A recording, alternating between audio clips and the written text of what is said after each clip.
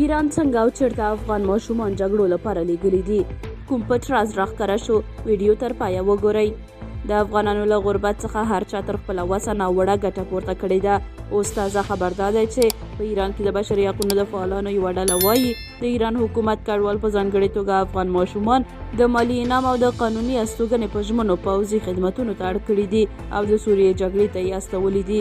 په ایران کې د بشري حقونو د فعالانو د دې ډلې په راپور کې چې دغې ډلې پورې اړوند د ایران د بشري حقونو د خبري اژانس هرنا لخوا خپور شوی راغلی دي چې دغې ډلې د سوریې په جګړه کې د 18 کلونو د کم عمره افغان ماشومانو پر استخدام او کارونې اندېښنه ښودلې ده.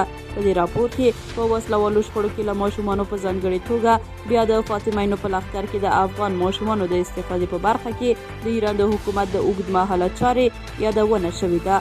د هرنا په راپور کې دغه شان راغلی دي چې دغه راپور له نړیوالو بشر دوستانه قوانینو یعنی د جګړې له قوانینو او د ماشومانو له حقونو څخه د سرغړونو یوه ټولګه ده او د ماشومانو په استخدام روزنې او د جګړې سیمو ته د هغوی په لیږلو کې د ایران د ښکیلتیا ژورتیا څرګندوي.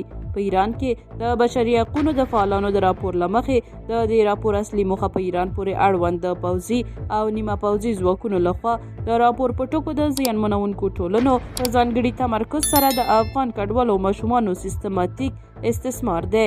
د دې راپور اصلي تمرکز چې د لوی څارنوالۍ د بشري حقونو د سرغړونکو اطلاعاتي بانک ابتکار پاسداران او هرنا خبري اژانس لخوا چمتو شوی د جګړې په ډګر کې د ماشومانو په ځانګړې توګه د 18 کلونو څخه کم عمره ماشومانو د کارولو مسله ده چې ډیری افغانان او کله کله پاکستانیان هم پکې شامل دي. راپور زیاتوي چې ایران افغان ماشومان د فاطمینو او پاکستانیان د زینبینو په پوځ کې استخداموي.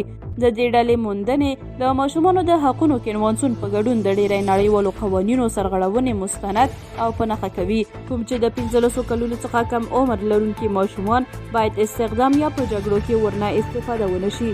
په ایران کې میاشتې یو شمېر افغانان له ازادي راډیو سره په خبرو کې وایي له هغو کسانو سره یې لیدلي چې د ایران لخوا د فاطمینو په لیکو کې د سوریې جګړې ته استول شوي دي.